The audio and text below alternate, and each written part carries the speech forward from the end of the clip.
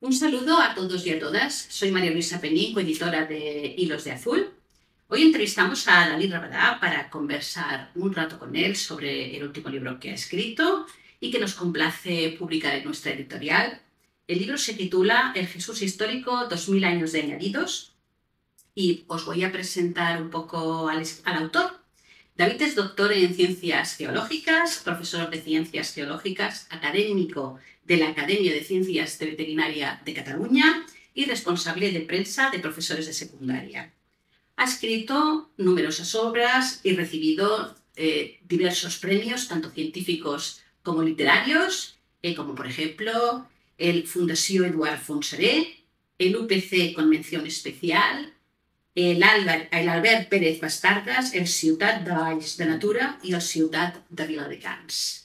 Entre otras obras, ha publicado Un Déu per als ignorants, Las 5 caras de la Terra, Educamos todos, ¿Quién fracasó con el fracaso escolar?, Cristo, mito al desnudo, y es coautor de Ciencias de la Terra y del Medi Ambient.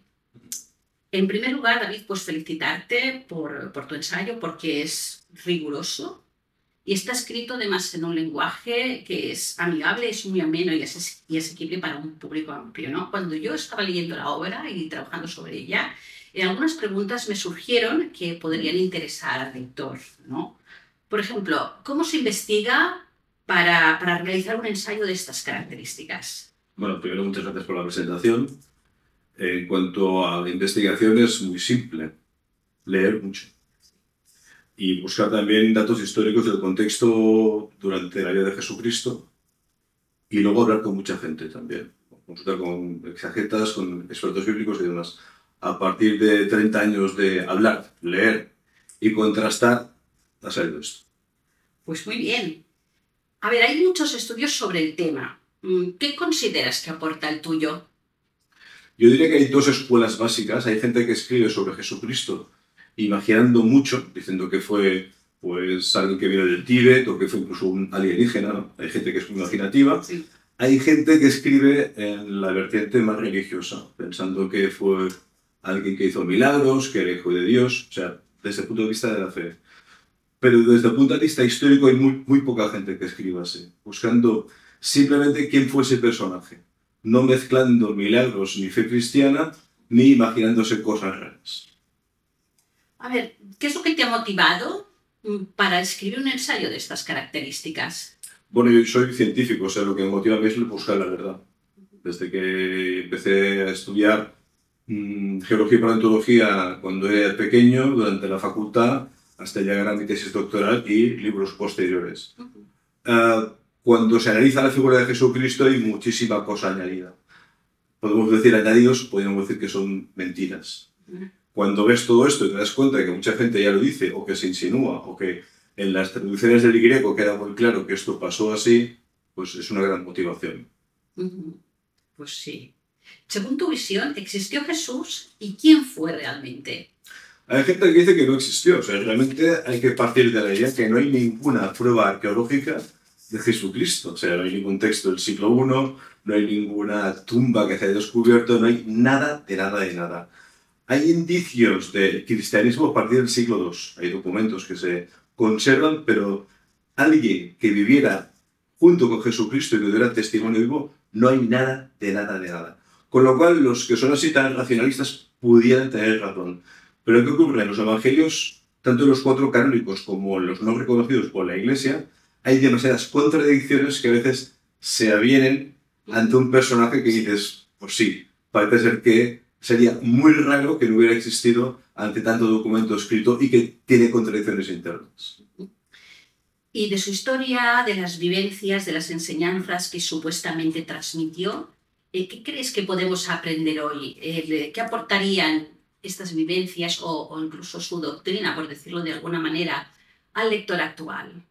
Bueno, básicamente Jesucristo ha sido adulterado de una forma premeditada. Lo que nos enseña es que el personaje original, si es que existió, ha sido modificado tremendamente, bajo ideologías y prejuicios. Una ideología es el cristianismo y otros prejuicios son cómo puedo yo mandar o gobernar mejor a una población con una religión. Eso pasa a partir del siglo IV, en el libro lo explica y demás. ¿Qué podemos aprender? Pues que la mentira inunda la historia. Pues sí, es verdad. Si Jesús fuera un político o un personaje público, ¿de qué partido crees tú que sería? Primero que en el siglo I no había izquierdas y derechas. Izquierdas y derechas es un invento a partir de la Revolución Francesa para separar lo que son pro-monarcas y lo que son antimonarcas. Entonces, yo creo que no se podría aplicar ese término a Jesucristo. Pero si hiciéramos un poco de símil, hombre, sería una persona más cercana a una visión progresista de la sociedad. Jesús lo que quiso hacer fue reformar el judaísmo. O sea, sería una persona reformista. No diría que fuera de izquierdas o de derechas, eso ya sería un actualismo difícil de aplicar. Bien. Ahora una pregunta comprometida. Vaya. ¿Qué crees tú que pensaría Jesús de la Iglesia Católica actual? Que le han estafado. Que han convertido una ideología que él quizás intentó introducir dentro del mundo judaico, jamás a nivel universal, eso está muy bien, en los evangelios queda muy claro, y que realmente se han inventado todo para potenciar una imagen divina de alguien que jamás dijo que fuera divino. Muy interesante para reflexionar sobre ello, ¿eh? Por eso recomiendo, están los textos. Sí, recomiendo que leáis el libro, porque además os va a encantar y vais a aprender muchísimo sobre la figura del Jesús histórico. Y la verdad que es súper ameno, es muy interesante y es una lectura que os va a hacer pensar. ¿Cuál crees tú que ha sido la mayor verdad y, por decirlo de alguna manera, la mayor mentira que se ha contado sobre la figura de Jesús de Nazaret? La parte de infancia está llena de mentiras. Hay muchos añadidos egipcios y de cuentos clásicos y básicamente toda esa parte es inventada. En el momento en que Jesús es bautizado y entra en la secta de Juan Bautista o en la cofradía, empieza a ver cosas que sí que encajan con el contexto histórico. Y quizás una de las verdades más importantes es la expulsión de los cambistas en el templo y algún hecho más como que dice que no hay que pagar impuestos. O sea, lo dice directamente cuando dice a César lo que hizo César y la tierra para los judíos. O sea, realmente dice que ellos se vayan y nosotros queremos quedarnos con la tierra de Yahvé. ¿Vale? A partir de ahí, los evangelios, y eso hay mucha gente que está de acuerdo, casi el 80% son añadidos. Que haya párrafos que reflejen quién fue este personaje, un 15%, un 20%, y hay discusiones entre autores. Es muy poco. Es como una cebolla, le vas quitando las pieles que están podridas, que son mentira, y finalmente te queda ahí una pequeña serie y dices, bueno, quizás esto fue verdad. Y bueno, ¿hay alguna cosa que quieras añadir? Bueno, el libro fue inicialmente un encargo periodístico que no se llegó a plasmar en el libro, con lo cual está escrito en clave periodística, no en clave técnica. Entonces está escrito para que la gente lo entienda y que vea como una narración, como una novela, donde hay nudos, hay momentos en que hay momentos de cambio de argumento, de paradigma, y hay diferentes tramas y subtramas, con lo cual está escrito para que la gente disfrute y lo entienda. Pues muchísimas gracias, David, por compartir con nosotros tu visión. Esperamos que os animéis a leer el libro El Jesús histórico 2000 años de añadidos. Seguro que os resultará interesante y os hará pensar. David, esperamos tu próxima obra.